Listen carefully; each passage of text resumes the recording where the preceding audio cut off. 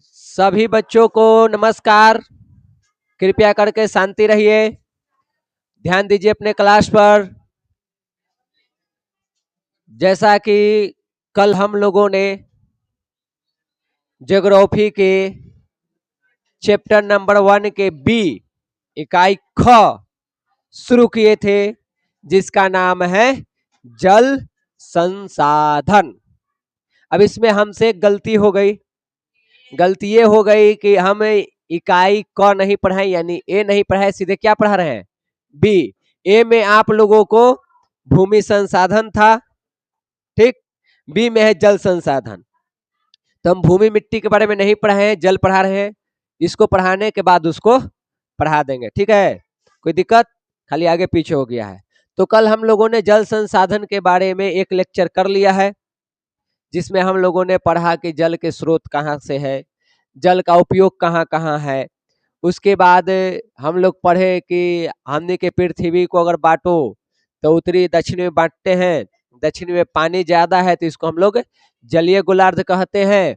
उत्तरी में भूमि के संख्या ज्यादा है, मतलब भूमि ज्यादा है, उसका क्षेत्रफल ज्यादा है, तो उसको हम लोग भू गोलार्ध भी कहते हैं। उसके बाद पढ़े कि हमने के ज्यादातर लगभग 95.5% 95-96% पानी जो है वो महासागरों में है, इसलिए महासागर को हम लोगों ने जलधि भी कहते हैं। फिर हम लोग पढ़े थे उसमें, और क्या पढ़े थे जी, एक MVBI क्वेश्चन आप लोगों को बताए थे कि प्राणियों के शरीर में 65% जल होता है। ये सब कुछ मुख्य बिंदु है। अब आगे की कहानी हम लोग देखेंगे और आज इस चैप्टर को खत्म करेंगे, और खत्म करने के बाद तुरंत इसका जो भी इम्पोर्टेंट ऑब्जेक्टिव क्वेश्चंस है उसको भी हम लोग सॉल्व करेंगे, ठीक। तो थोड़ा सा आप लोग धैर्य बना कर रखिएगा। अंतिम है क्लास, लास्ट है, 10 मिनट लेट भी पढ़ाएं तो कोई दिक्कत नहीं है। प्लस में रामनवमी है, स्कूल वगैरह तो जाना होगा नहीं, तो 10 मिनट के क्लास के लिए क्यों एक दिन का क्लास बर्बाद करना। आज 10 मिनट एडजस्ट कर लेना, ऑब्जेक्टिव हो जाएगा, कोई दिक्कत है।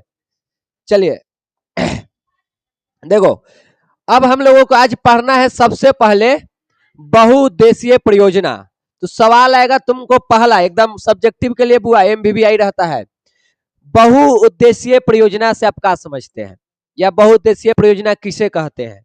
तो तुमको सिंपली इसका जवाब देना है, यहाँ जितना है उसको ध्यान नहीं देना है।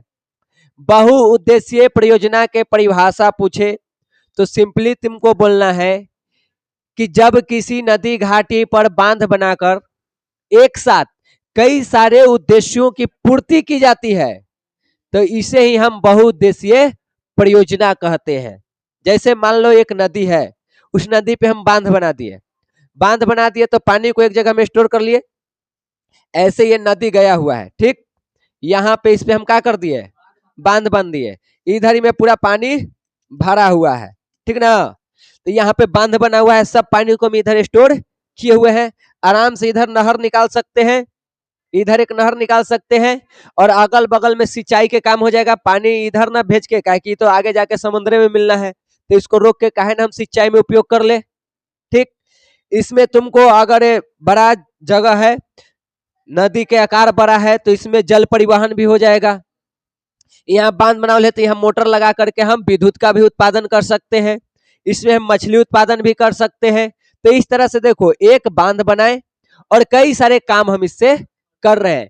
तो जब एक बांध बना करके उससे कई सारे उद्देश्यों की पूर्ति की जाती है तो उसे हम क्या कहते हैं, बहुउद्देशीय परियोजना कहा जाता है। समझ गया, आंसर दे देगा इसका।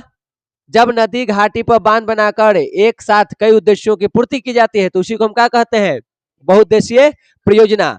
ये चीज पहले आया हम लोगों के जो प्रथम प्रधानमंत्री हैं डॉक्टर जवाहरलाल नेहरू, उनके दिमाग में, डॉक्टर बोल दिया हो, पंडित जवाहरलाल नेहरू, उनके दिमाग में आया था। हम लोग आजाद हुए थे और आजादी के टाइम हमारा जो स्थिति है बहुत खराब था, बहुत खराब था, ठीक। ऐसे में हम लोगों को अपने पैरों पर खड़ा होना था। तो नेहरू जी के दिमाग में आया कि अगर हम ये बांध बनाते हैं तो कृषि का भी विस्तार हो जाएगा, उसमें भी वृद्धि होगी। उसके बाद हम लोग मछली पालन, सब जल वाहन, विद्युत उत्पादन, कई सारे कामों को कर सकते हैं। और इसी को लेकर के उन्होंने इसकी शुरुआत की थी और उन्होंने देश के बांधों को मंदिर कहा था। ये एमवीवीआई क्वेश्चन है ऑब्जेक्टिव कि किसने देश के बांधों को मंदिर कहा था, तो वो थे पंडित जवाहरलाल नेहरू, क्योंकि वो इसके महत्व को समझते थे। समझ गया। ऐसे बांध बनाने का जो काम है वो प्राचीन काल में भी होता था। हम लोग अगर प्राचीन इतिहास को पढ़े तो कई सारे राजाओं ने नहर बनवाया, बांध बनवाया था। और पीछे जाओगे तो हमारे पुराण में भी और जो वेद वगैरह है तो पुराणों में भी इसका उल्लेख मिलता है कि पहले बांध बनाया जाता था नदियों पर पानी स्टोर करने के लिए। तो उसी चीज को आजादी के बाद फिर से कौन लेके आए थे? पंडित जवाहरलाल नेहरू। इतना बात क्लियर है। बहुउद्देशीय परियोजना क्या होता है? क्लियर है। एक साथ जब कई सारे उद्देश्य को पूरा करते हैं क्या हो गया? बहुउद्देशीय परियोजना। अब देखो बहुउद्देशीय परियोजना के लाभ भी है और हानि भी है।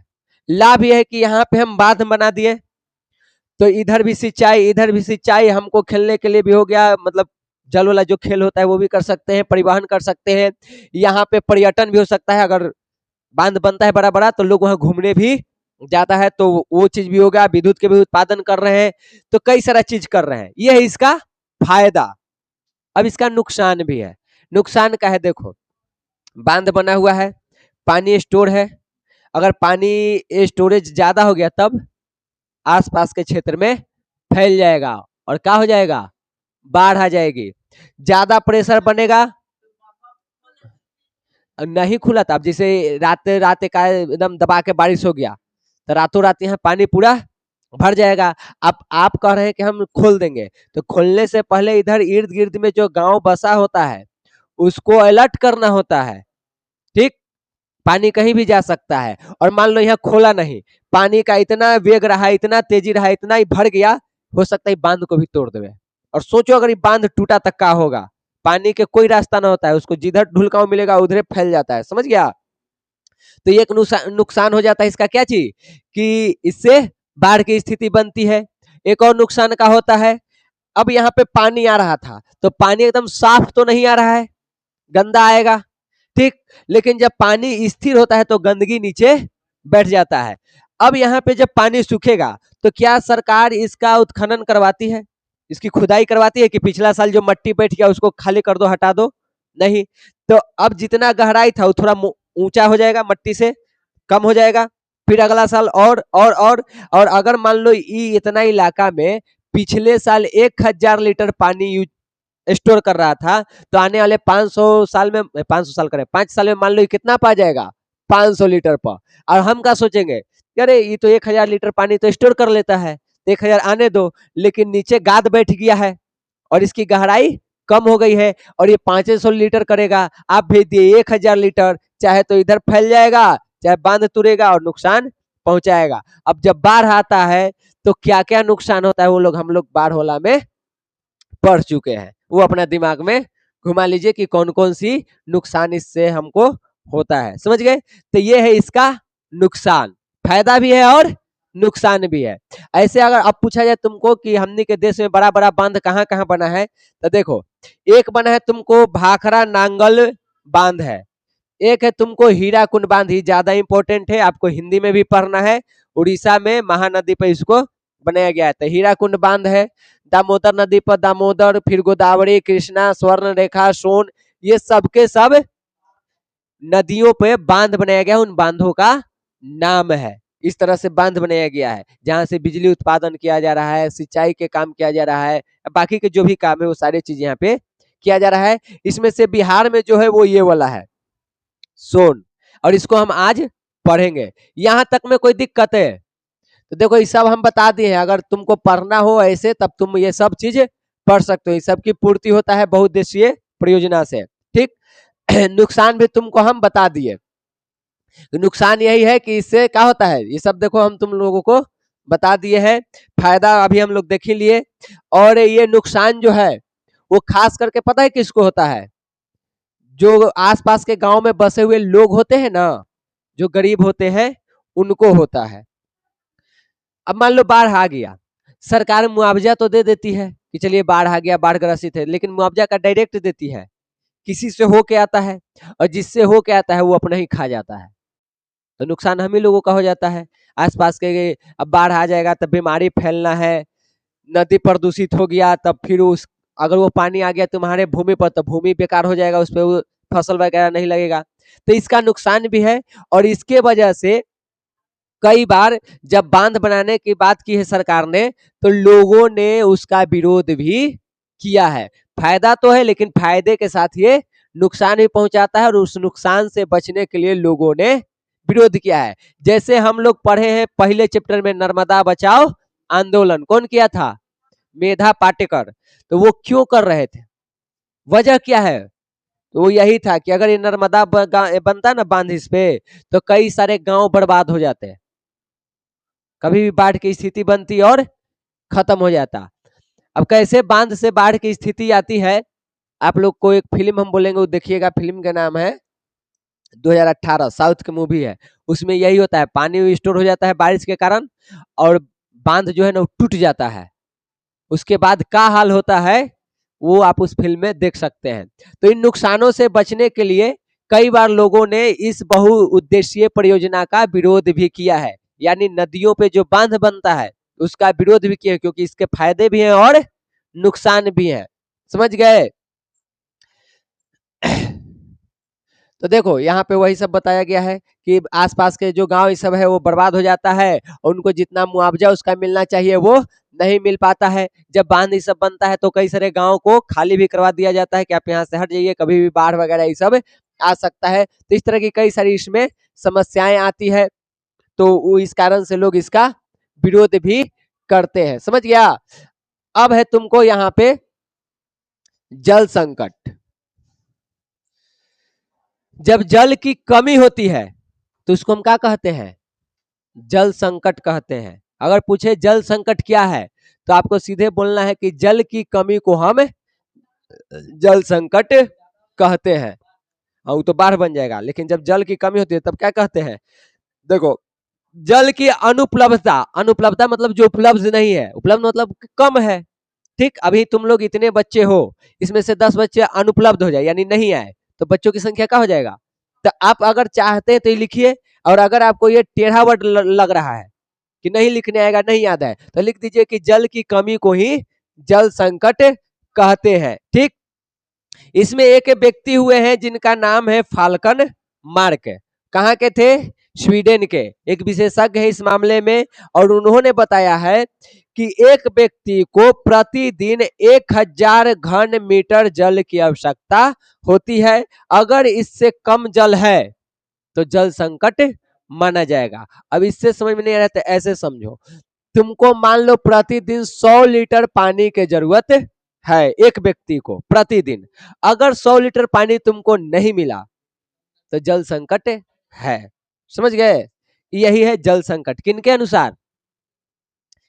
जो फाल्कन मार्क है स्वीडन के, उनके अनुसार। ये चीज समझ में है? जल संकट है, पानी की कमी को जल संकट कहते हैं। स्वीडन के फाल्कन मार्क के अनुसार एक व्यक्ति को प्रतिदिन 1000 घन मीटर पानी चाहिए, इससे कम है तो वो जल संकट कहलाएगा। जल संकट के बारे में इतना ही तुमको लिखना है, तुमको 2 नंबर मिल जाएगा। अब जल संकट है क्यों, इसका कारण क्या है?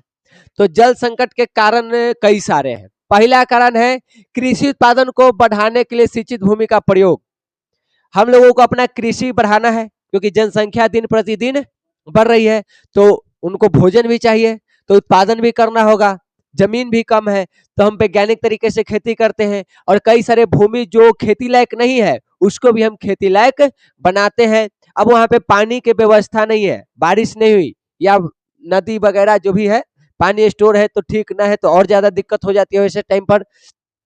तो जब हम ये सिंचाई करते हैं तो सिंचाई में बहुत ज्यादा पानी लगता है, और इस वजह से नीचे का जो वाटर लेवल है वो क्या होता है? कम जाता है, और जल संकट उत्पन्न होता है। इसके बाद आजादी के बाद देखो तो हमने के यहाँ औद्योगिकरण यानी नए नए फैक्ट्रियों का लगना शुरू हो चुका है, नगरीकरण शुरू हो गया है, कई सारे नए नए शहर बन रहे हैं, शहर विकसित हो रहे हैं। अब शहर में इन सब चीजों की, पानियों की ज्यादा आवश्यकता होता है। जहाँ फैक्ट्री है उसमें फैक्ट्री में मशीन है, तो मशीन को चलाने के लिए पानी चाहिए। कल बताए हैं कि मशीन को ठंडा करने के लिए पानी की आवश्यकता पड़ती है। और कई सारे तो ऐसे फैक्ट्री हैं, कारखाने हैं जो चलता ही है किससे? पानी से। अब जैसे जितना भी चमड़ा वाला काम होता है जूता चप्पल बनाने का, तो उसको साफ करने के लिए बहुत ज्यादा पानी लगता है, समझ गया। तो पानी लेगा।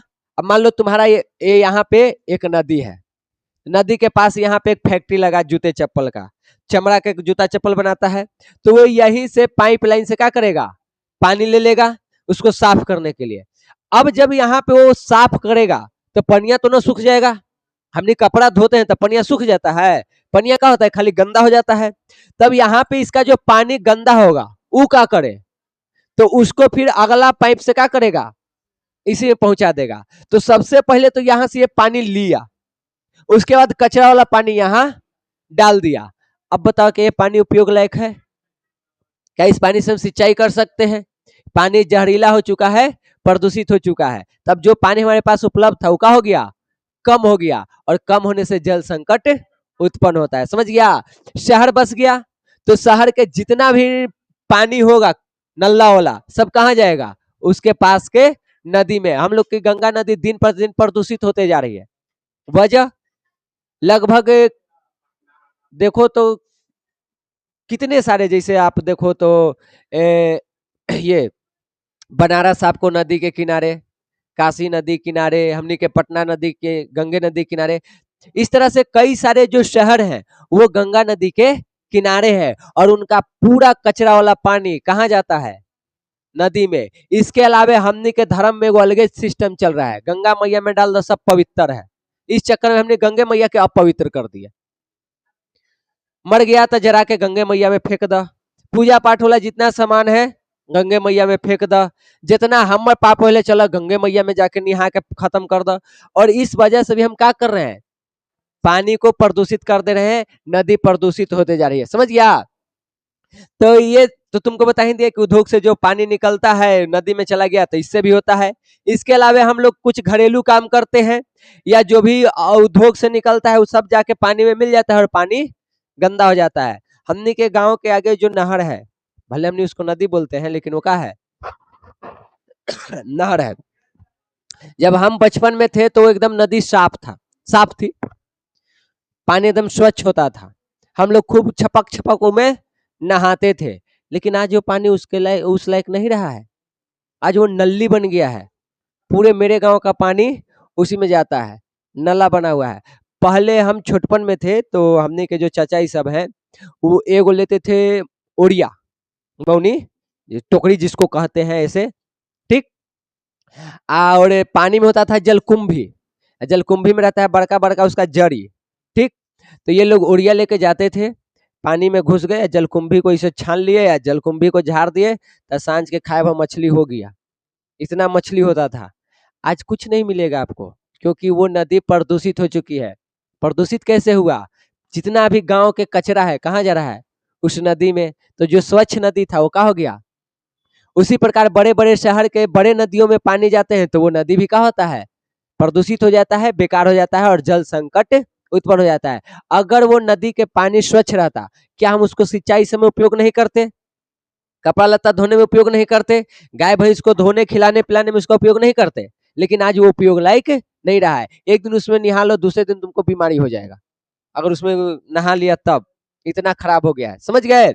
इसके अलावा और देखो, हम लोग कृषि करते हैं, खेती, और खेती में हम लोग बहुत ज्यादा रसायन और कीटनाशक का प्रयोग करते हैं, केमिकल, घास गलावे वाला डाला, कीड़ा मरे वाला डाला, खाली दवाई छीट रहे हैं।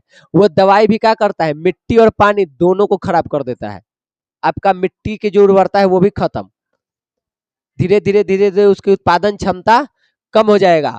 और उसमें जो पानी गया, उससे होकर के जो पानी गुजरा वो भी क्या है, प्रदूषित है। जैसे अभी मान लो हमने खेती किए थे, गेहूं सब के खेती हुआ है, कीटनाशक दवाई रासायनिक सब डाले हैं। अब जब बरसात के दिन आएगा, पानी बरखेगा, तो वो पानी खेत से कहाँ जाएगा, नदी में। अब ऊपर वाला तली में तो सब वो केमिकल है अभी, तो वो पानी को क्या कर देगा, प्रदूषित कर देगा, उसका कोई यूज नहीं है।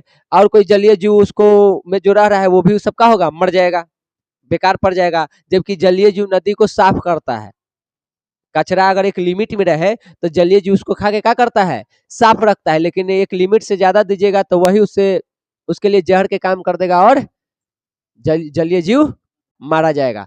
तो ये सब कारण है जिसके वजह से जल संकट उत्पन्न हो रहा है, समझ गया। अब जब जल संकट उत्पन्न हो रहा है तो इसको बचाने की भी आवश्यकता है, और बचाने के लिए हमने क्या करना पड़ेगा, मैनेजमेंट, कुछ प्रोग्राम बनाना पड़ेगा, समझ गया।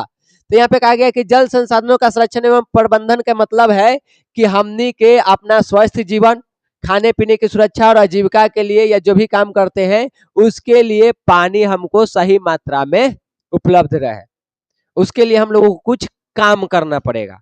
हम सबको पानी की आवश्यकता है, प्रतिदिन है, ठीक। तो उसको बचाना पड़ेगा क्योंकि संकट है, जल धीरे धीरे खत्म हो रहा है, तो संरक्षण करना है, और संरक्षण करने के लिए आपको कुछ नियम बनाना होगा, मैनेज करना होगा कि हम ऐसे ऐसे ये काम करेंगे। अब वो का नियम है वो हम लोग देखेंगे। इसके लिए सरकार भी काम कर रही है। सरकार ने पहली बार इस चीज को बचाने के लिए 1987 में क्या लाया था, राष्ट्रीय जल नीति। बाद में इसका नाम बदल के 2002 में थोड़ा सा और इस नियम में बदलाव किया गया है। पहली बार जल को संरक्षण के लिए 1987 में सरकार ने लाया राष्ट्रीय जल नीति, लेकिन जितना सुधार होना चाहिए था उतना नहीं हो पा रहा था, तो नियम में कुछ और बदलाव किया गया। कब, 2002 में, और उसको कहते हैं राष्ट्रीय जल नीति 2002। और इसके तहत सरकार भी बचाने का प्रयास कर रही है। हर जगह प्रचार मिल जाएगा, जल ही जीवन है, जल है तो कल है, इस तरह के जो भी स्लोगन लिखा गया है वो क्यों लिखा गया है, आपको जागरूक करने के लिए कि आप पानी को महत्व को समझिए और उसको बचाइए, समझ गया। तब जल संरक्षण हम कैसे करबी हो, तो देखिए सबसे पहले जल की उपलब्धता को बनाए रखिए, यानी जितना आपको आवश्यकता है उतना उपयोग करिए। नदी तालाब इस समय जो पानी है उसको स्वच्छ रूप में स्टोर करके रखने का प्रयास करिए, तो जल की उपलब्धता बनी रहेगी। उसको प्रदूषित होने से बचाइए, जो भी अचरा कचरा उन सब चीजों में फैला रहे हैं उन कचरों को फैलने से रोकिए, और जल को प्रदूषित होने से रोकिएगा तो जल की कमी नहीं होगी। फिर आपको क्या करना है, प्रदूषित जल को स्वच्छ कर उसका पुनर्चक्रण, अगर पानी गंदा हो गया है तो उसको हम रिफाइन करके साफ कर सकते हैं। अब मान लो अभी हम बताए थे कि यहाँ पे ये नदी है, यहाँ ये फैक्ट्री है, यहाँ से पानी ले गया, ठीक है भाई, तो पानी ले जाओ, कोई दिक्कत नहीं है। अब यहाँ से जो पानी छोड़ा है वो पानी भी तुम छोड़ो, लेकिन बीच में यहाँ एगो मशीन लगा दो जो ये पानी को रिफाइन कर देवे, साफ कर देवे। प्लस में ये पानी गर्म रहता है, वो गर्म पानी जब इसमें आता है तो जलीय जीव उसमें मारा जाता है। तो आप पानी को ठंडा कर दीजिए रिफाइन करके और फिर इसमें डालिए, तो जल बच के रहेगा, जल की संकट उत्पन्न नहीं होगी। फिर आप क्या कर सकते हैं, खेती करते हैं तो जैसे मान लो आप सब्जी की खेती कर रहे हैं, तो सब्जी की खेती में बस उसके पौधे के पास ही पानी की आवश्यकता होती है, पूरा खेत पटाने की जरूरत नहीं है। लेकिन हम लोग क्या करते हैं, मोटर चालू करके पूरा खेत डुबा देते हैं, इतना कि वो पर ट्यूबवेल डूब जाए दूसरों के, ठीक। बिने देखल जाती कि सुतला में चल गए तब क्या करूँगा, उसके जगह आप ड्रिप सिंचाई करिए, जड़ तक ही पानी दीजिए, तो कितना सारा पानी बच जाएगा। फिर एक लिफ्ट सिंचाई होता है, सूक्ष्म फुहारा होता है कि ऐसे मान लो यहाँ तो फसल लगल है ना, ठीक, तो यहाँ से एगो ऐसे गुजार दो पाइप, यहाँ पे एगो लग जाता है बड़ा सा ऐसे डंडा खड़ा कर दो, उसमें लग जाता है पानी छिड़कने वाला, और पानी ऐसे ऐसे ऐसे फुहारा मारते रहेगा, जितना तोरा जरूरत है उतने, पूरा लबलबावे की जरूरत ना है। तो ये सारी चीजें करके भी हम पानी को बचा सकते हैं। फिर वर्षा के दिन में बहुत सारा पानी हमारा क्या होता है, बारिश होती है, वो पानी बह के नदी नाले से होते हुए वो चला जाता है, हम उसका यूज नहीं कर पाते हैं।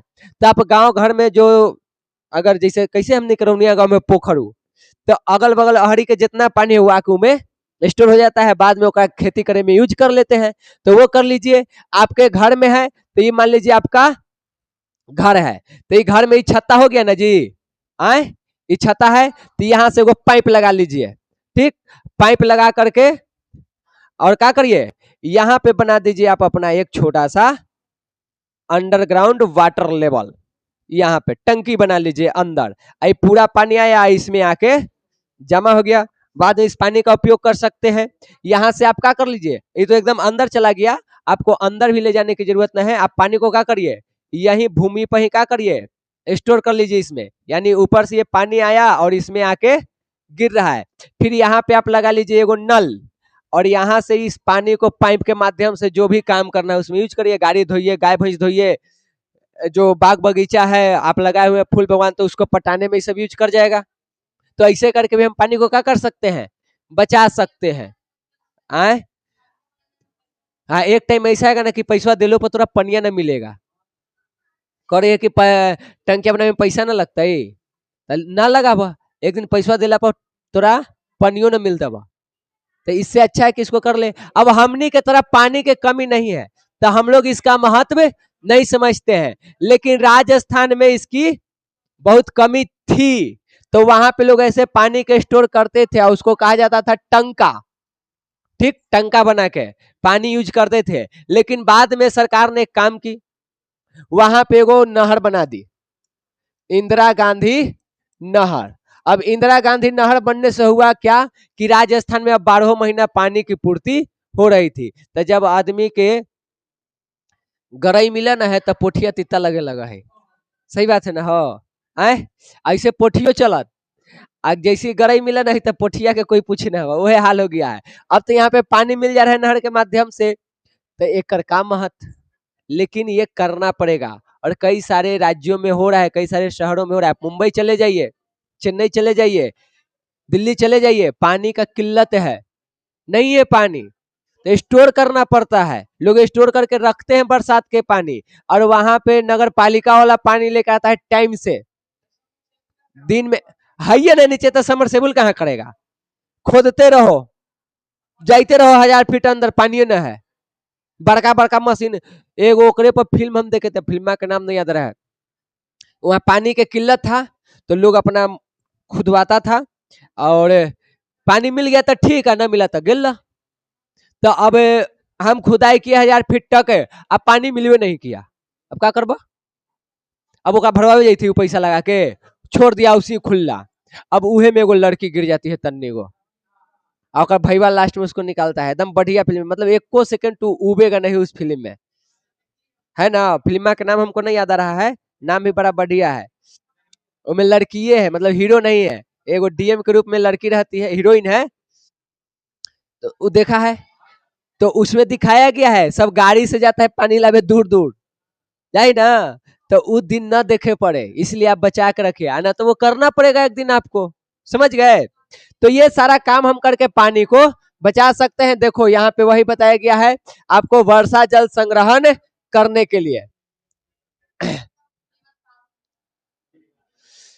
देखो हम तुमको बता दिए हैं, एक जगह इसको क्या कहा जाता है, जोहर कहा जाता है, एक जगह इसको खादिन कहा जाता है। जो टंकी बना के पानी स्टोर होता है ना, तो एक जगह इसको क्या कहा जाता है, खादिन, एक जगह जोहर, और एक जगह इसको टंका भी कहा जाता है। देखो यहाँ टैंक है तो उसको क्या कहते हैं, टंका है। तीनों नाम राजस्थान में है, जैसलमेर में इसको खादिन कहते हैं, और अन्य जगह पे इसको जोहर कहते हैं, और बाड़मेर के इलाका वाला जो है वहां पे इसको हम टंका कहते हैं। तो ऐसे करके पानी स्टोर किया जा रहा है। लेकिन फिर वही बात हो गया, इंदिरा गांधी नहर बन गया, 12 महीना पानी मिल जा रहा है, तो अब उतना लोग इस पे ध्यान नहीं दे रहा है। लेकिन एक राज्य है जिसका बड़ाई किया जाता है, वो है कर्नाटक। कर्नाटक के मैसूर में एगो जगह है, गांव है, जिसका नाम है गंडाथुर, और गंडाथुर गांव के लगभग 200 घर में ऐसा टंकी बनाए हुआ है। अगर आप लोग भूगोल के किताब लिए होंगे तो उसमें ये फोटो है, अभी जो हम पार्क आप लोगों को दिखाए थे, देखो ना है ये, इसमें है कि ना है, इसमें ना है, फोटो ना डाले हैं आए। अरे अभी तुम लोगों को ना बताएं, ये ऐसे घर बना दिए, यहाँ से पाइप निकाल के यहाँ पर को बना दिए गड्ढा, फिर यहाँ से पानी यूज कर लिए, तो ऐसे बनाया हुआ तस्वीर होगा। तो ये काम कर्नाटक के मैसूर के कहा गंडाथुर गांव के 200 घरों में ये काम किया गया है। इसके अलावा आज महाराष्ट्र में, मध्य प्रदेश, राजस्थान, गुजरात जैसे कई राज्यों में इस तरह पानी को स्टोर किया जा रहा है, क्योंकि वहां पे पानी की कमी है। हम लोग नहीं करते हैं क्योंकि हमारे यहाँ पानी भर भर के है अभी, इसलिए उसका महत्व अभी नहीं समझ रहे हैं। जब खत्म होगा ना तब समझ में आएगा। लेकिन फिर वही कि अब पछताते होते क्या, जब चिड़िया चुग गई खेत, जब चिड़ई पूरा खेत तो चढ़िए गेल, पूरा दाना खाइए गेल, तब पछता क्या करो, पहले ही ना उपाय करना चाहिए था। देखो बुआ, बाढ़ आना अलग बात है, अब पानी की कमी होना अलग बात है। आप देखो, हमने के बिहार में बाढ़ नहीं आता है, हो उत्तर बिहार तो हमेशा डूबा रहता है बाढ़ से, लेकिन पानी की कमी हमनी को होता है कि नहीं होता है? होता है, हमनी की तरफ हो जाता है। समझ गया? अब हम लोगों को पढ़ना है बिहार के 3 गो नदी बांध के बारे में। आज चैप्टर हो जाएगा तुम्हारा खत्म।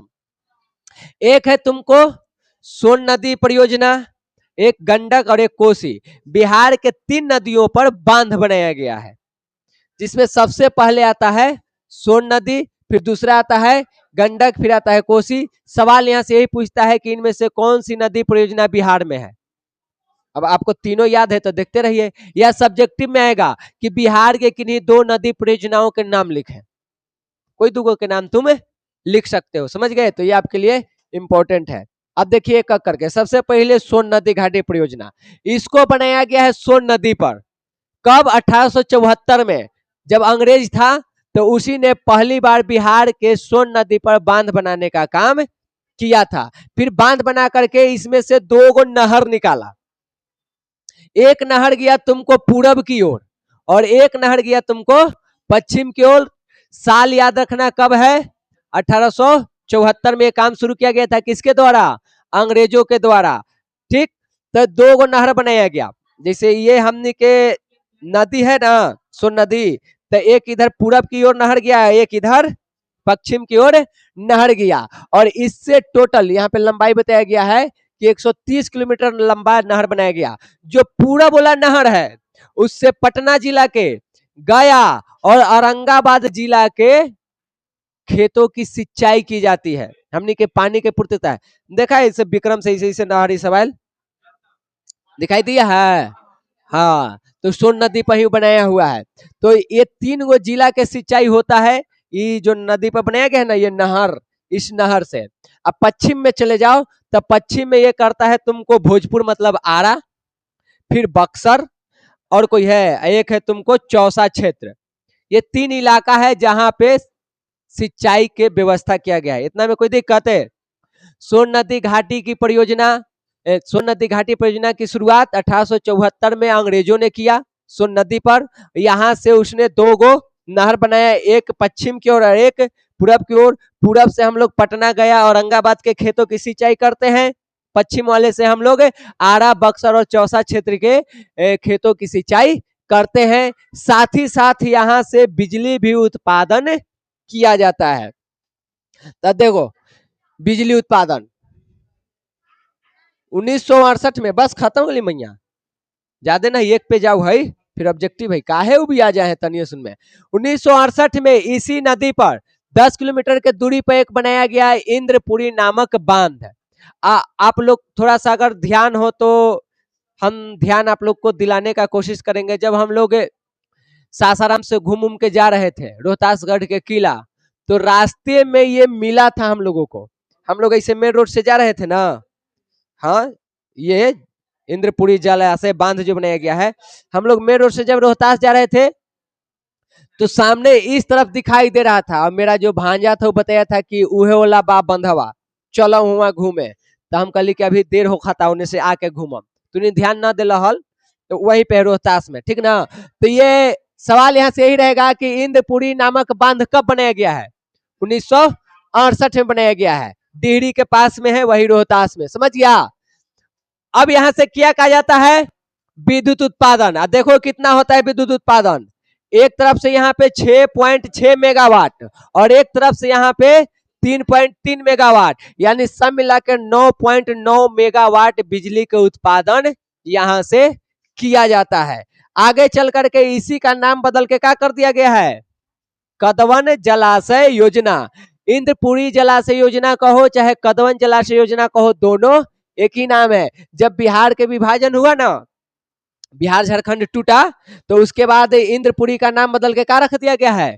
कदवन जलाशय नाम इसका रख दिया गया है। इसके अलावा 3 गो हम तुमको बता दिए कि कोसी, गंडक और सोन बिहार के बड़ी बड़ी नदी परियोजना है। इसके अलावा भी अगर आपको याद रखना है तो एक है दुर्गावती, उसके बाद है क्यूल, फिर है तुमको बागमती और एक है तुमको बरनार। तो ये सब छोटा में है। आप मुख्य रूप से वो 3 गो नाम याद रखिएगा। ऑब्जेक्टिव सब्जेक्टिव दोनों में आपके लिए इंपॉर्टेंट है। यहां तक में कोई दिक्कत? आगे बढ़ी ला। अब है तुमको वो चीज जहां से सवाल बनता है ऑब्जेक्टिव। पहला चीज ये तुम लोगों को हम बता दिए हैं कि नेहरू जी ने देश के बांधों को क्या कहा है, आधुनिक भारत का मंदिर। तो सवाल पूछेगा कि किसने देश की बांधों को आधुनिक भारत का मंदिर कहा है, तो एमवीवीआई क्वेश्चन है। ठीक, ये तुमको हम बता ही दिए हैं कि नर्मदा बचाओ आंदोलन चला है मेधा पाटकर के द्वारा। क्यों चला है, तो वहां पे एगो बांध बनाना था, सरदार सरोवर बांध इस नदी पर, और इसके नुकसान गिना दिए और इस वजह से इसका क्या किया गया था, विरोध किया गया था। ये आपके लिए उतना इंपॉर्टेंट है नहीं, बस इतना बताया गया है कि जितना हमारे यहाँ विद्युत उत्पादन होता है उसका 22% कहां से होता है, जल से। समझ गया, ये भी उतना इंपॉर्टेंट नहीं है, लेकिन इसमें वही है कि कानपुर में 180 को चमड़ा के कारखाना है और वो प्रतिदिन इतना लीटर पानी को ले दे के बराबर कर देता है। इतना लीटर पानी वो गंगा नदी में डालेगा और गंगा नदी को प्रदूषित कर देगा। आपके लिए ये इंपॉर्टेंट है। विश्व में सबसे ज्यादा वर्षा कहाँ होती है, तो मानसीराम में होता है, दूसरा चेरापूंजी है, लेकिन आपको कौन याद रखना है, मानसीराम।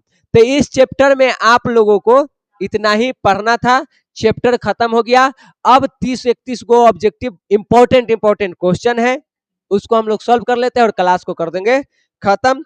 टाइम मेरे पास अभी है, क्या चीज समझ में आया, ये बोला तो पूछेगी तो होता है। इसमें कुछ याद देखो, समझने की चीज नहीं है, यहां से ऑब्जेक्टिव क्वेश्चन बनता है, आपको इसमें 2 को याद रखना है। निकल निकल, खींच खींच खींच जल्दी खींच। यहां से 2 को इंपॉर्टेंट है तुम्हारे लिए। एक सवाल तुमको बनेगा कि देश के बांधों को किसने आधुनिक भारत के मंदिर कहा था, तो वो थे पंडित जवाहरलाल नेहरू। इतने याद रखना है। एक नीचे से तुमको याद रखना है कि विश्व में सबसे ज्यादा वर्षा कहां होती है, तो वो होता है मानसीराम में। बस यही 2 बात यहाँ याद रखना है, बाकी इसमें कोई इंपॉर्टेंट तुम्हारे लिए नहीं है। अभी तक एग्जाम में सब नहीं आया है, समझ गई।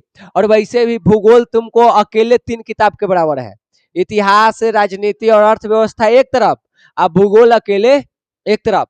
तो अगर इसको गहराई से पढ़ने लगोगे ना तो सिलेबस इसका भारी हो जाता है।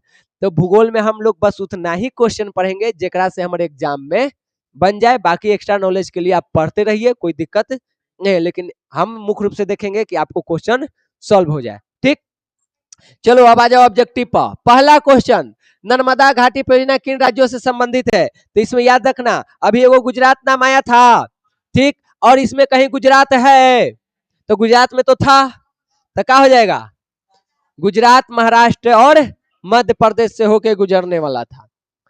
भारत में सबसे बड़ा मानव निर्मित जलाशय कौन सा है, तो इसमें तुमको हो जाएगा, जहां तक हमको याद है, गोविंद बल्लभ पंत सागर।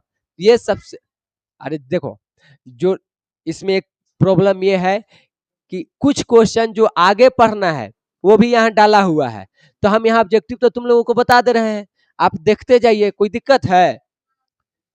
आगे पढ़, मान लो आगे छूट गया था, पीछे से क्लियर रहेगा ना हमार। फिर है भूमिगत जल स्तर के गिरावट को रोकने के लिए कौन सी योजना चलाई गई है, तो हम ये सब योजना करके और जल को बचा सकते हैं, तो क्या हो जाएगा, इनमें से सभी हो जाएगा। ब्रिटिश सरकार ने सोर नदी घाटी परियोजना का निर्माण कब करवाया था, 1874 में करवाया है। हीराकुंड बांध किस राज्य में है, तो अभी हम तुम लोगों को बताएं कि ये उड़ीसा में किस नदी पर है, तो ये है तुमको महानदी पर। एकदम रट जाओ बुआ, क्योंकि ये हिंदी में भी तुम लोगों को पढ़ना है, ठीक ना। ढहते विश्वास यही के बाढ़ के कहानी है, तो महानदी उड़ीसा में बांध है, कौन सा, हीराकुंड बांध है। महाराष्ट्र में अति जल दोहन से किस तत्व का संकेंद्रण बढ़ा है, ये टॉपिक छूट गया है, बुक में है फ्लोराइड का बढ़ा है, ठीक ना, देख लेना, ये चैप्टर में है। दक्षिणी गोलार्ध को किस नाम से हम लोग जानते हैं, तो दक्षिणी गोलार्ध को हम लोग जलीय गोलार्ध कहते हैं और उत्तर वाला को स्थलीय गोलार्ध कहते हैं। शरावती नदी घाटी परियोजना कहाँ है, तभी बताए हैं कि बिहार में है ना, है कर्नाटक है, तो दूसर चैप्टर में क्या होगा, हम ही गलती कर रहे हैं। कृष्णा राज सागर बांध किस नदी पर बना है, तो इसका में तो आप देखिएगा, तो कृष्णा राज सागर, रुक जाओ, कृष्णा कंफ्यूज करेला कृष्णा दिले है, लेकिन कृष्णा पर है नहीं, हमको जहां तक याद है कावेरी पर है, राइट है, कावेरी है ना, कावेरी पर होगा। अब देखो ये क्वेश्चन कहाँ से है, हम बता रहे हैं सब कहाँ से लिखा गया है। आप लोगों को हम लगता है पढ़ा रहे थे, बाढ़ ही से बोला ना, तो एक बॉक्स था ऐसे, बांध के नाम और नदी के नाम ये सब लिखा हुआ था, ठीक, कहाँ पे है, कौन राज्य में है, उसी में से ये सब क्वेश्चन है। ऐसे हम ये आप लोगों को पढ़ाए हुए हैं, एक आध दो जो एक्स्ट्रा आ रहे हैं ऐसा पूछल क्वेश्चन है। गोविंद सागर कृत्रिम जलाशय कहाँ है, तो ये है तुमको गोविंद सागर कृत्रिम जलाशय भाखड़ा नांगल बांध से संबंधित है, वहीं बगल में ये जलाशय बने। हम अभी न बताई, जितना भी दिए ना ई वाला लिस्ट में से मैया भूगोल में ये हम पढ़ा दिए हैं। यहाँ पे बांध के नाम था, यहाँ पे नदी के नाम था, और यहाँ पे जलाशय के नाम था। तो इसका मतलब साफ है कि उस चैप्टर का रिवीजन नहीं हुआ। अगर किसी के पास भूगोल के बुक है तो हम दिखा देते हैं कहाँ पे है, जाके बाढ़ सुखाड़ वाला जो है ना चैप्टर है उसको खोल के देखना, ये सब मिलेगा। अब बताओ बाढ़ सुखाड़ हम पढ़ाए हैं कि नहीं पढ़ाए हैं, तो उहे में से ना है, भूगोल में ना है। हम कहाँ पढ़ाए हुए इंपॉर्टेंट नहीं है, सवाल पढ़ाया हुआ है कि नहीं। अब मान लो कोई कोई नहीं पढ़ाया हुआ है, यहाँ आ गया पूछल सवाल है, तो हमको याद करने में क्या जा रहा है। मेरे पास ऑप्शन था कि इन सवालों को हम हटा देते, तो हटा देते तो सॉल्व कब करवाते, टाइप करते टाइम इसको हटा देते। तो जो एक्स्ट्रा में आ रहा है उसको तो हम आंसर बता ही रहे हैं, उसको तुमको याद करना है। चैप्टर में एक जगह पढ़ाया हुआ है, सबसे लंबा बांध है हीराकुंड बांध, ये पढ़ल है कि ना है इस चैप्टर में, पहले हूँ पढ़ ले 2008 में बिहार के कौन नदी में बाढ़ आया था, कल ही बताए हैं, कोसी नदी में है। जलधि की संज्ञा किसे दी गई है, तो महासागर को दिया गया है, ये पढ़ावल ही ना, ये सब बताइबे ना कि इहो ना पढ़ी है। आगे बताओ, फाल्कन मार्क किस देश के थे, तो अभी बताए कहाँ के हैं, स्वीडन के थे। निम्न में से कौन सी परियोजना बिहार में है, सोन गंडक कोसी, इनमें से सभी है। बिहार विभाजन से पूर्व इंद्रपुरी जलाशय योजना को किस नाम से जानते थे, तो यहाँ पे कौन सा नाम है, कदवन। ऐसे क्वेश्चन उल्टी लिखा हुआ है, बिहार विभाजन के बाद ही नाम हुआ है, लेकिन समझ गई ना कहाँ टिक करना है, इंद्रपुरी और कदवन। किस भाग में मैंग्रोव वन सबसे अधिक है, ये तुमको वनोला में है, अब यहाँ आ गया है तो हम तुम लोगों को बता दे रहे हैं, सुंदर वन है। जब वन संसाधन पढ़ेगी ना तो वहां रहेगा। अब हम क्वेश्चन रात को लिखे हैं, हम हटाए नहीं, हम सब लिखते चल गए। भाखड़ा नांगल परियोजना किस नदी पर है, तो ये है तुमको सतलज नदी पर। देश के सर्वाधिक वर्षा कहाँ होती है, पूरे विश्व में सबसे ज्यादा होता है कहाँ, मौसिनराम में।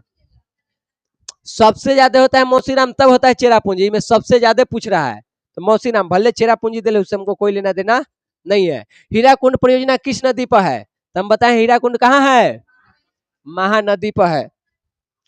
देश के बांधों को किसने भारत का मंदिर कहा था, तो पंडित जवाहरलाल नेहरू ने कहा था। 3 बार सवाल पूछा है।